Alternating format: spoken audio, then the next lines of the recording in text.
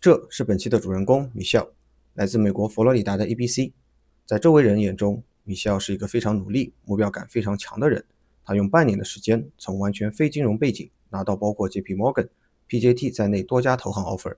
但是抛开 MBA、IB 这样的标签，米肖也是个非常热爱生活的人，有着标志性的阳光般的笑容。而他的 ABC 背景也让他更能共情不同文化背景的人。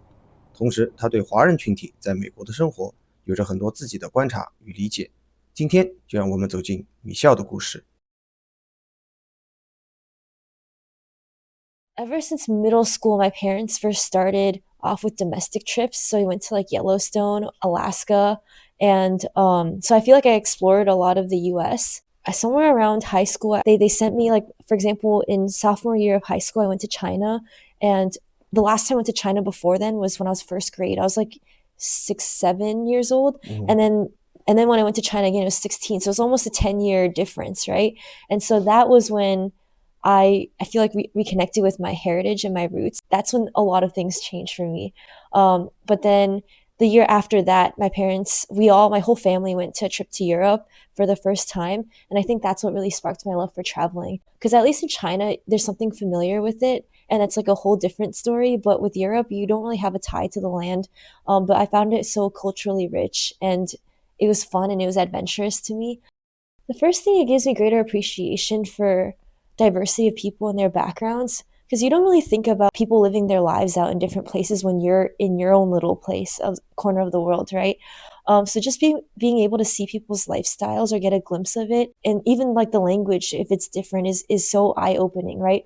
So it teaches me to not form judgment quickly. And also when I talk to people, especially like, for example, at Kellogg, there's a lot of international students. So I never interacted with this many international students in the US. So it's like, okay, if there's any sort of misunderstanding or the humor is different, is it because culturally you're just in a different background? Like that's where my mind jumps to, right? Or I don't know, there's any abrasion just because in your culture it's the norm, right? So it gives me a little bit more of empathy for others. Actually, I notice sometimes in mixed conversations, if it's international, domestic, or even like, for example, Kellogg booth, if there's someone else who's like the minority, that person wouldn't know what we're talking about. So I don't like talking about, say, frats in front of international students or football. Like I don't barely know football myself. Yeah. If it's Kellogg traditions, like last night when we went to the booth Kellogg mixer, why are we talking about something so specific to Kellogg in front of a booth person? Like let's include them in the conversation, right? Or at least provide them context. Yeah. So I do try to be aware of it. I think my parents took me to China about 3 or 4 times when I was in elementary school, right? So when I was still a kid. And then I think at 16, you start to kind of understand a few things a little bit more. So it's like interesting to see all these people that you kind of remember. That's like, it's like fuzzy in your memory, right? But then you're there and it feels more real, right? And then just you're more culturally aware as well, just reconnecting with your heritage. Like when you land in China, I remember thinking, oh my God, this is like the soil where everyone in my family, all my ancestors has lived out their lives here, you know? It's such a different world than the US. And then the food was amazing. I remember that's when I started drinking tea, because I did not drink tea before. And I like warm water. So there's like certain things that I think carried through. My dad's hometown he actually grew up in a very rural environment, right? Yeah. It was like a small village. He wasn't like wealthy. He struggled a little bit. But then when I went back after almost 10 years, his hometown was completely changed. Like China developed so rapidly, right? I noticed that difference because I remember still driving on like dirt roads to get to some places in the countryside when I was like 7 years old. But when I was 16, it was like pretty much a modern city. So that was what was shocking. I've been to China, I think 2 more times after that. Every time I go, I feel like there's something that I take, something new that comes to me. So this was a crazy story. No one believed me in my family. In 2023, I went back to China. So I was 24 years old. And people would stare at me. And like, when you look at me, I look fully Chinese. Yeah. I don't know why they're staring at me. But then I would go on a run in a park. I went on a loop. So I'm seeing these people over and over again, right, as I pass them. and they keep staring at me. They're just like this. And then I'm like, what the heck? And there's one time me, my mom, and my uncle were at a flower shop, and I walked outside the flower shop just waiting and looking at the street. There's a guy on like a scooter staring at me. I'm staring at him, and then he passes me, and then he turns to look, and I'm still staring at him. I felt like he was gonna look back and stare at me, and he did. He went back and he looked back like that. And I was like, what's so interesting about me? My cousin says that she could tell that I was not, like, didn't grow up in China by the way that I dress and the way that I stand, which I think makes sense because I could tell when somebody grew up in China who's here, like an international student who grew up in China is actually very evident to me with the way that they dress and the way that they carry themselves. So I don't even need to open my mouth. I think that they could just tell based off of how I'm standing or something.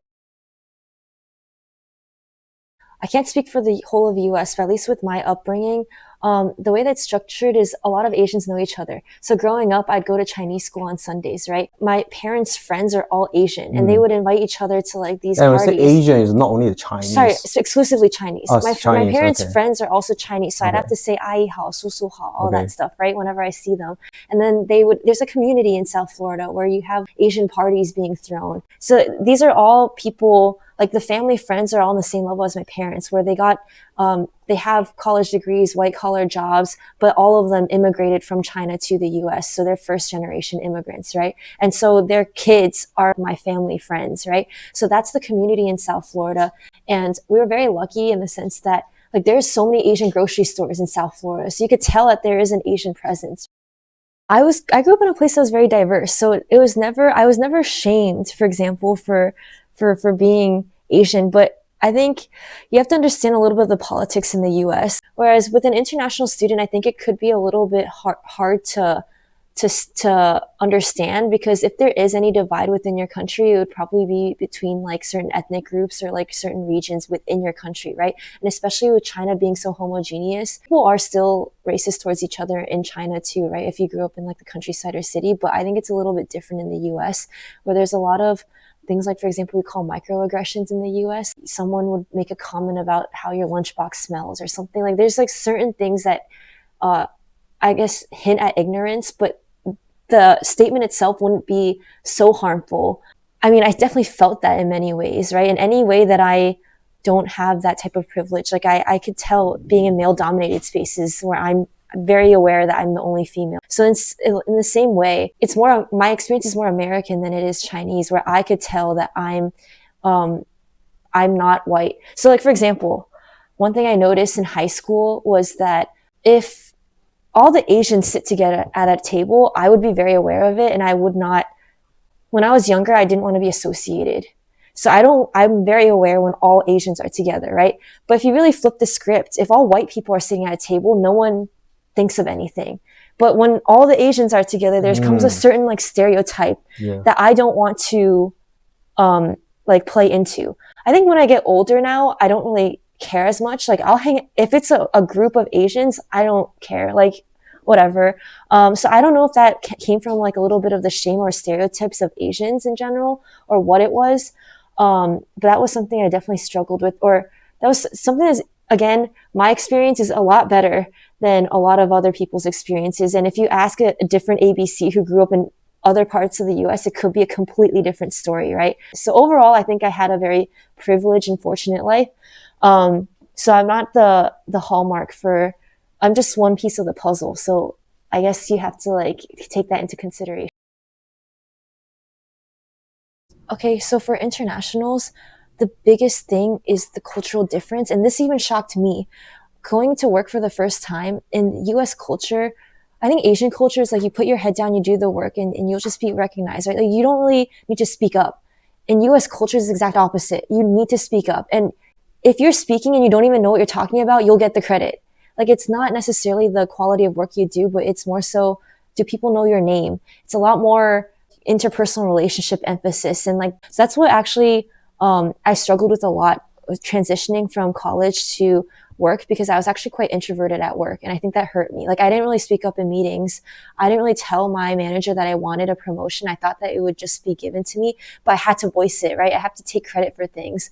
So I think that you have to be aware of that difference where you need to be vocal about it. But then in addition to that, you should take part in a lot of cultural, like there's cultural nuances in the US that I think I understand socially, that sometimes international students, like you could tell when they're international because it's not as, they don't show it as evidently. Like Americans are very open and bubbly. So I think if you fit into that mold, that would help you. And then to participating in certain things, like sports is huge in the office. So if you like went to a football game, like shows that people watch, like there's very common topics of like points of conversation that someone could jump into. I noticed with Asians, international Asians, but also domestic Asians too, we tend to be more shy. Like in conversation, we don't really speak up as much. In general, it's like okay, but I have sympathy. Like I don't mind, but I could tell that sometimes with other people it could be rubbed the wrong way, right? My mom said that she came to the US and I think she had a budget of like $50 a month or something like that. Like she was going to the dollar store to buy, like she had nothing when she came to the US. But I think both my parents got master's degree in the US and they met in the US, but like they really had nothing. But my parents did work exceptionally hard. They're very smart with their money. They saved money. They like budgeted a lot. Even now, my mom's insane. She'll go to a different Costco that's like 20 minutes longer just because the onions there are cheaper. But you spend more on the petrol. I know, but that's what she's used to. I think like sometimes now I still feel like my parents still have that survival mindset, even though they're like, you can be comfortable now. I could still like, they're still like working like crazy. It's like, you're okay now. You can rest, you know? It's like, if you don't get the job or if you don't ace the test, you're screwed. Mm-hmm. It's not like me or anyone or like most people that are domestic where it's like, we have a lot of chances, right? It's like, with immigrants, you have very few chances and it's like, it's a little bit more scary. So I know that they worked very hard for that. Mm-hmm. I don't know, because my dad told me that this is like a separate thing where I feel the need to continue my parents' momentum. Like I told you, my dad didn't grow up in the most fortunate circumstances, but the fact that he built this life for my brother and I'm able to like afford to even come to business school, which is so expensive, and have all these opportunities, I'm able to travel around, is because of their hard work, right? But one thing you have to consider, and this is why I have so much respect for anyone who decides to come to the US when it's not their home country, is that they have so many challenges that I never have to worry about. Not only just the cultural difference, right, that made them successful in the workplace themselves, but also just the fact that English was not their first language, right? So my dad told me, oh, like I sometimes get scared to say things in English because I have an accent. Yeah. Even though both my parents, they're English, they've been in the US for like 30 years, so they speak English and they speak it fine.